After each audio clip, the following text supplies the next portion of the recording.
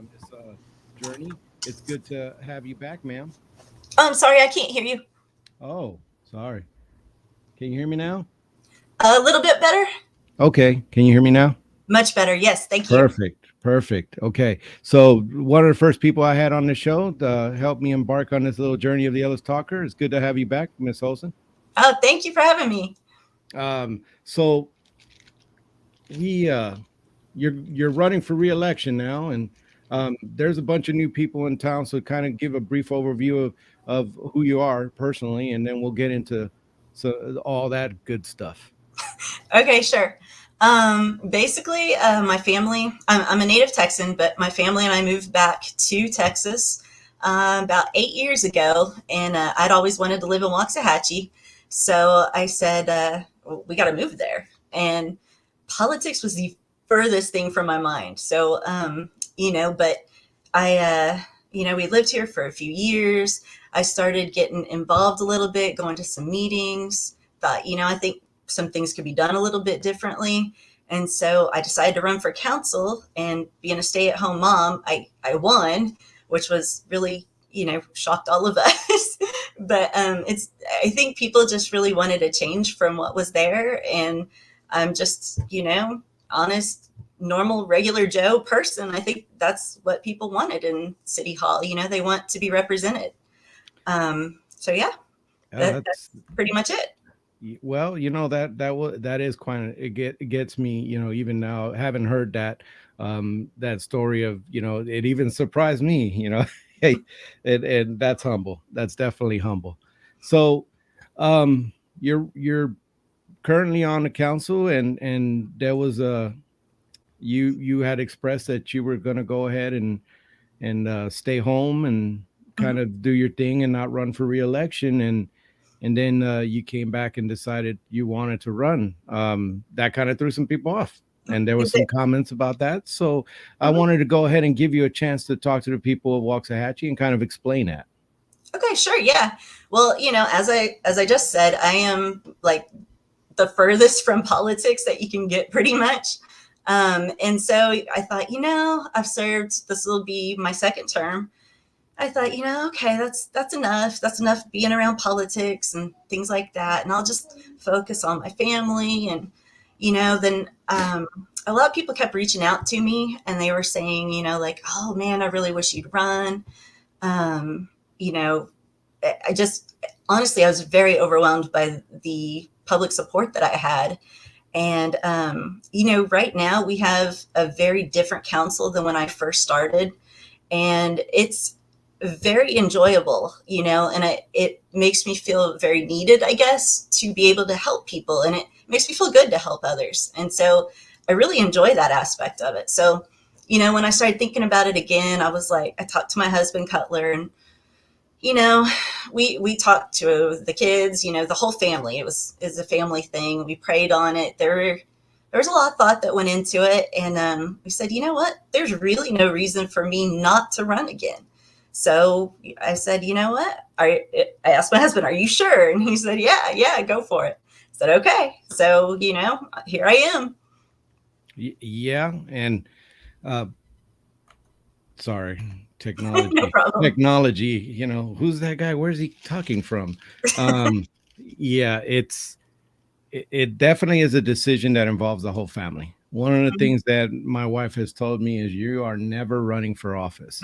You are just don't even think about it. Don't even just do your interviews and be happy. And Smart so woman. yes, and so to put yourself out there and then try continue to want to put yourself out there. That's very admirable. Like I tell every candidate that comes on. Um, so Waxahachie is changing. You're saying you have a very different council than you used to have. Yeah, there has been some new additions.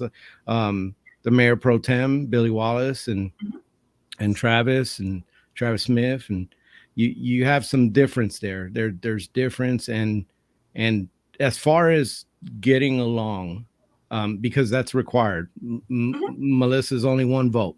So Correct. as far as getting along, are you fostering those relationships? What do you think about the council and that the relationships between you guys to be able to do the things you do? Well, it's funny. When you say relationship, the first thing I think of is because of the Open Meetings Act, we don't really talk outside of meetings. So, like, there's not a relationship in that sense, really. But as far as our ability to get along and work well together, man, it is like, it's really good. And we all seem to be on the same wavelength as far as like, we want public input. We want people to come to us, and for the most part, I think that everybody pretty much is very responsive. When I first started, I would have people tell me, "Wow, I messaged everybody, and you're the only council member that got back with me." And I thought, "Oh my gosh, are you kidding? Like, that's crazy." But I haven't heard that in a long time now. So I think, we have a very responsive council, and I think that's really good. And as far as getting along, we don't always see eye to eye, but for the most part, we respect each other. And, that's great. I mean, as far as being on a political committee where we each have different political views, and to be able to come to a consensus on items or to disagree respectfully, hey, that's a win-win, I think.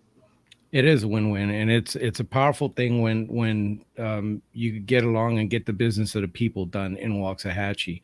And we're all different personalities, and we have to, you have to coexist to make things better for the people of Waxahachie. So that's always a really good thing. And yes, the responsiveness is if you got a question and you throw it on one of the local Facebook groups, one of our council members is going to get back to you. They're gonna, hey, how can I help? Billy's been big on this. You've chimed in. Travis has chimed in. It definitely get involved in that, and I'm sure the people of Waxahachie are grateful. So we're moving into budget time, and they seem to come by fast, or time is just passing fast, because it just seems like the last budget was passed. Yeah. And there was some things in there, and there was concerns. People were voicing concerns about that, and so the vote came up, and you voted against it. So tell me, how did you come to that? Tell me about that vote. Well, okay. So first of all, our fiscal year doesn't start until October 1st. So it kind of did just come up in a way just a few months ago. And here we are again. They're already working on it. But basically, voting against a budget is not a fun thing to do. It is really not a fun thing to do. It's hard, and our staff work on the budget for a very long time. So I always hope and pray that they understand that when I do have to vote down a budget, that it's not a reflection of the work they've done, because it isn't. It's just something that I couldn't put my support behind at that time. This particular budget, so we were at 66 cents, which was a new lower tax rate, which is great. But the no new revenue rate for last year, when they presented us with a 66-cent rate, was 0.625 in additional numbers. For the people watching, and for residents who don't know, the NNR, or no new revenue rate, is the amount of revenue that the city would get, basically, if based on appraisals, what it would take. Okay, let me try again. It's all complicated. Fine. No, it's okay. So the no new revenue rate, if last year, because appraisals had gone up so much, if we had set the no new revenue rate at 0.625 in numbers, that would have brought the city the same amount of tax revenue as the year before, when it was 66 cents. So in the presence of rising appraisals, tax rates should go down, technically. I mean, that's how you keep it like even. But one thing I'd really like, if I can have a second to explain this, a lot of politicians like to blame appraisals, but it's not the fault of appraisers. The cities and other taxing entities, before the tax rates are adopted, get what's called a certified roll from Ellis in our case.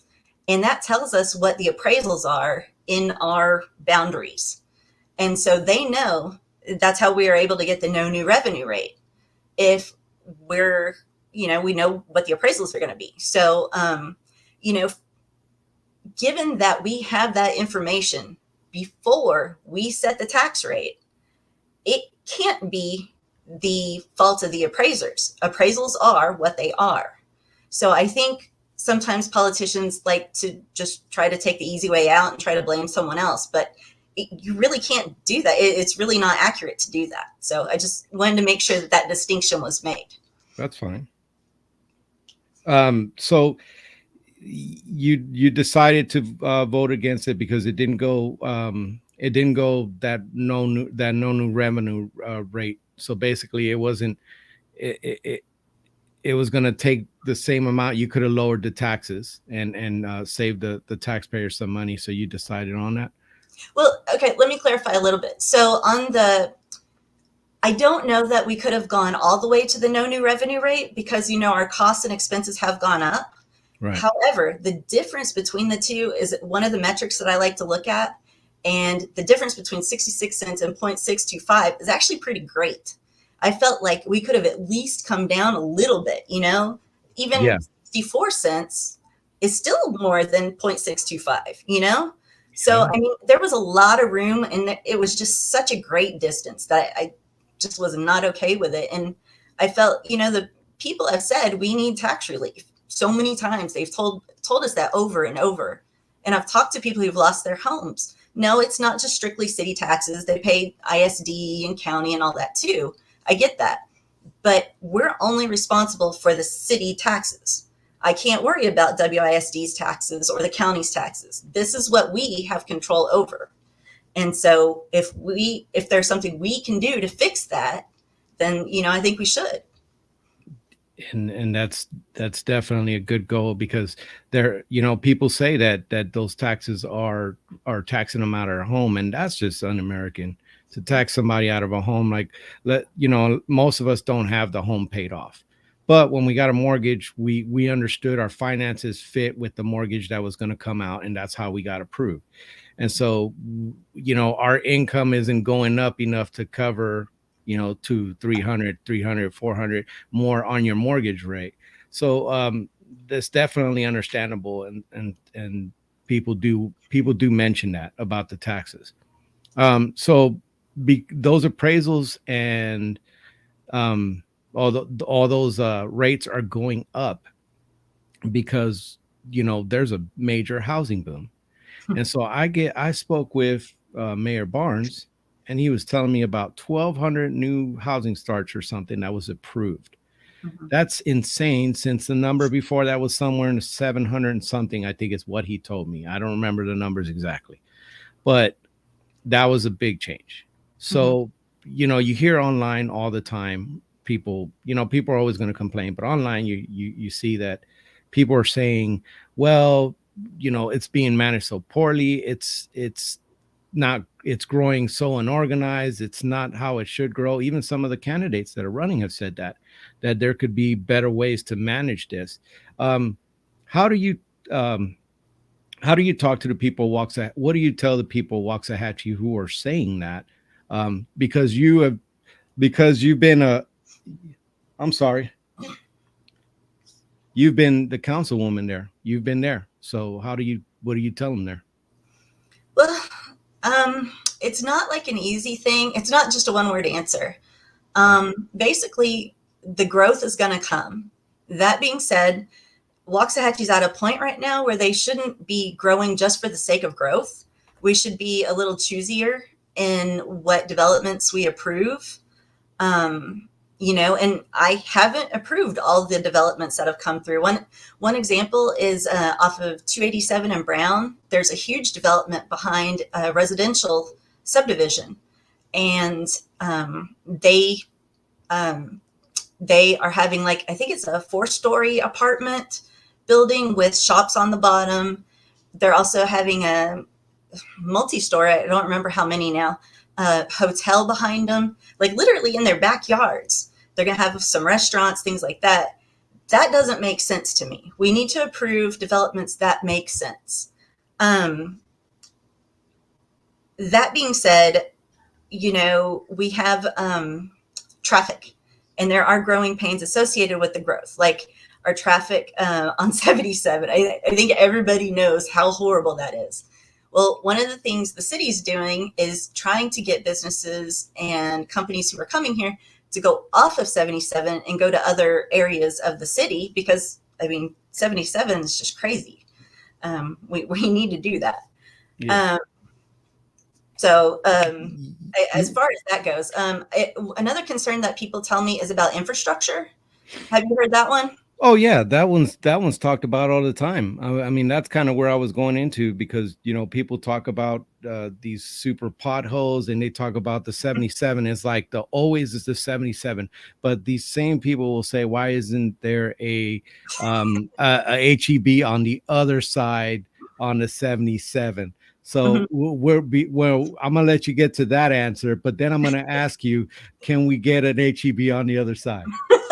So HEB is not going to do that yet, but they are expanding their current store. Okay. That being said, one note about infrastructure I'd like to make is that with government in the city, it seems backwards. Like, we put in, here's a great example. Okay, so you go down Farley, we have this new police station, right? And you're like, why didn't they widen the road when they were putting in the new police station? Because you were going to have police officers up and down the road. You've got housing. You have River Oaks on the other side.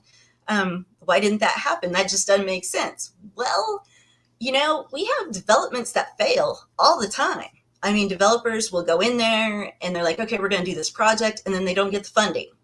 So if we had, let's just say, for instance, we had put in like a 4-lane road there, well, that 4-lane road could have just been sitting idle for years. You know what I mean?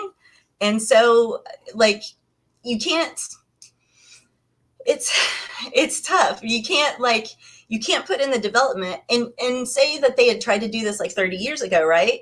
You put in a 4-lane road 30 years ago there, and then what happens? Well, now the lifespan of the road's gone, and you've got taxpayers having to pay to put in a brand new road.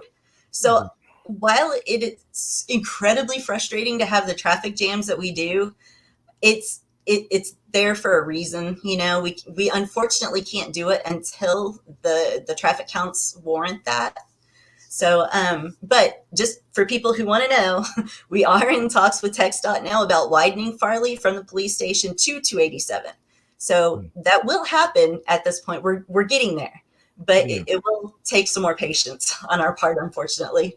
And you guys are working on this strategic plan that's going to basically plan out into the future of how Waxahachie is going to be built up. One of the things that Mayor Barnes was telling me was that he wanted, and he stressed this, he wanted a balanced approach. He wanted things to grow, industry to grow, commercial to grow, and housing to grow the right way, so that people can shop here, can work here, and can live here.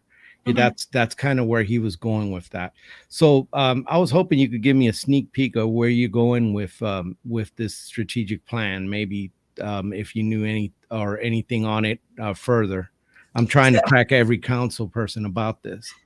So are you looking at the CPAC, the Comprehensive Planning Advisory Committee? I think that's the one. Yeah, there's an outside firm helping with that, and the mayor was talking about that a little bit.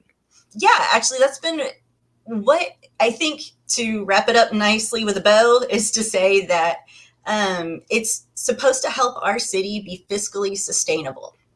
And basically what that means is that the money that we'll be taking in, or the revenue we take in from property taxes, and that's not our only source of revenue, just for people watching. We also do get sales tax and other things, but that is the biggest source of revenue for the city, is property tax. But anyway, so the fiscal sustainability means that all these roads that need to be replaced, we'll be able to actually do that if, for example, sorry, let me back up. basically our houses that we have right now, like I'm pointing, so like out in out in the street. Mm-hmm. I'm trying to find which way you're pointing and trying to go. It's Where right there, it's, the it's over street there. right there. The taxes that come to the city from our home don't cover the cost of the street in front of our home. So, in one hand, you want to lower the tax rate, but remember when I said I wasn't sure if we could go down to the no new revenue rate? There's a reason for that, because we also have liabilities like these streets. And so, I think what it's going to end up revealing is that we need more density. I'm not saying like apartments everywhere or anything like that, but we may do smaller lots. We may have more narrow lots so that there are more on one street. And then that way, altogether, we're Yeah, going to be able to actually afford to replace the streets rather than take on more debt to do that. yeah. So I think that's what we're going to see. There is definitely so much stuff that's going to go into the growing of Waxahachie. As much as people love the small town, um, that's coming to an end. There was an article this today posted by one of the news stations out of DFW, and they were talking about that the Dallas area was the fastest growing area in the United States. Wow. That not in Texas, in the United States. Wow. And that's insane because yeah, they're right up the road. In terms of freeway, they're really right up the road. So um if you don't mind, I wanted to address something right there that you mentioned. Because we're growing, I think it's more important now than ever that we continue some of our traditions that we've been doing, like our Christmas parade and tree lighting. Like everybody gets around downtown, and we're watching all of the fire trucks, the Jeeps, all the different floats go by, and it's amazing. It's just yeah. it's hometown, small town USA when we do stuff like that. And I think it's really important that we continue to do things like that. I was going to ask you, there is the vote that was kind of controversial, was the vote on the industrial the industrial park. That was a little bit controversial there. And I know that we were going to talk about your votes a little bit later, but we did get a comment on that. So Okay. I just want to go ahead and kind of touch on that. So the industrial park, the industrial park was a controversial one, and people were talking about it, and some people were saying how you're going to put that next to a house, and then there was a change of zoning, and it was a lot of people feel really strongly about that. So can you talk about that? Yeah, that was a tough one, and I did vote for it. I did vote for that, and I voted for it because a couple of reasons. One of those reasons is, as you alluded to with your talk with Mayor Barnes, if we diversify our economy and we can bring in jobs that, number one, people who live here can, work there and afford to live, that's great. We want to be able to offer high paying jobs to people that live here so that, they live here, they work here. I mean, I know so many like tech people that drive up to North Dallas. My husband's one. They go all the way up there, and it's like, we have so much good talent here. We need people to stay here. As far as this particular subdivision was concerned, we fought really, really hard not for this development, but for the people who lived next to it. There's a subdivision called Settlers Glen, and we fought. I mean, like the whole council, not just me. We fought for. Usually developments come in, they put in trees or, like an inch or two caliper or whatever. We got them to put in 6-inch caliper trees. I mean, that I've never yet heard of a developer doing that. We also created, like I said, this residential development off of Brown and 287 that I denied. That's literally in the backyards of people. What happened here is we were able to create 100 foot at least, I think, buffer zone between where the industrial complex starts and the fences of those people. So we also, I think we agreed on a berm. I'm not 100% on that one. There were just a bunch of things that we really fought for. We fought, and they agreed to change their entire layout so that we did not have dock doors if they have a loading distribution center facing that subdivision. They had to change everything. I mean, what's crazy is whenever we've brought up things before for people who have wanted that spot, no developer was willing to work with us, but we were fighting for the people who live near there because we know that's a big change. I always try to say, is that something I would want in my backyard? And in this case, with the amenities that we got, I could genuinely say I wouldn't mind having that in my backyard. Right now, I have I have one apartment complex, another one that's halfway built, and another one that's coming because it was all zoned 20 years ago and we didn't know about it when we bought our house. Right. I would love to have a corporate complex versus that. Yeah. I mean, I can only vote my conscience and my heart, and I totally understand that people were upset about it. And it was hard. That was a hard vote because I knew it was going to upset people, but we really had tried to do the best we could for them. And as far as Lucy, I share your concern on Avila Road. That road is going to be expanded, and I'm sure that that's going to entail bigger vehicles when it's expanded into 6 lanes, I believe, or something like that is what they were going to go with Avila Road, all the way from Red Oak all the way down to the 287. It's getting expanded. So, and those are those things that council people do. They get to sit there and they make these decisions, and that's why I do this interview, because they make those decisions that affect your everyday life. So that's why I hope you're watching. Do you want to talk about any other votes before I get you into closeout? Actually, if you wouldn't mind, I wanted to address something that Mr. Wright had mentioned on his interview the other day. Oh, yeah, I forgot about that, and I'm sorry because Mr. Wright did say something about one of your votes or something. If you can go ahead and discuss that. Yeah, there was a development called Montclair Heights. It's like across from the new high school. And again, a lot of votes we do are actually very hard. People might think, oh, well, they just vote and then move on. Well, kind of, but before we actually do that, it was really, really hard because we have to weigh a lot of things. But anyway, Mr. Wright had said that I wasn't forward thinking because I had voted for that development.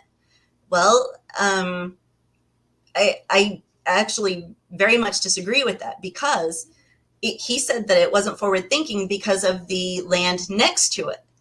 Well, the truth about it is the land next to it hasn't been developed. There's nothing approved for the development.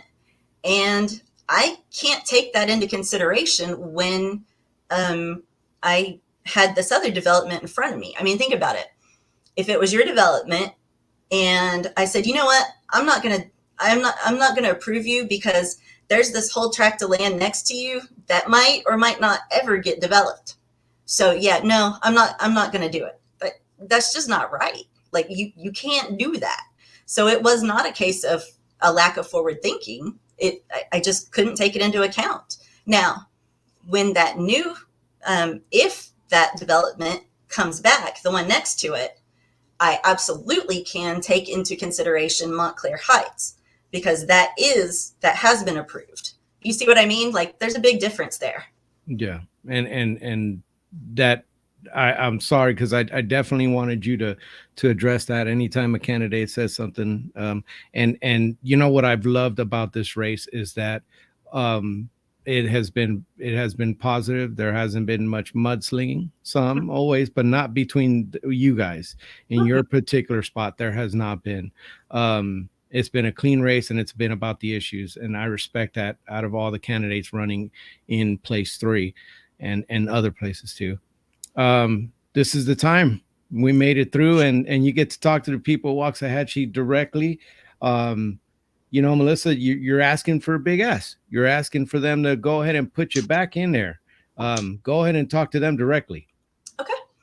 Well, first of all, thank you to all the residents who have kept me in office, who have given me the opportunity to serve in this manner for the last almost 4 years.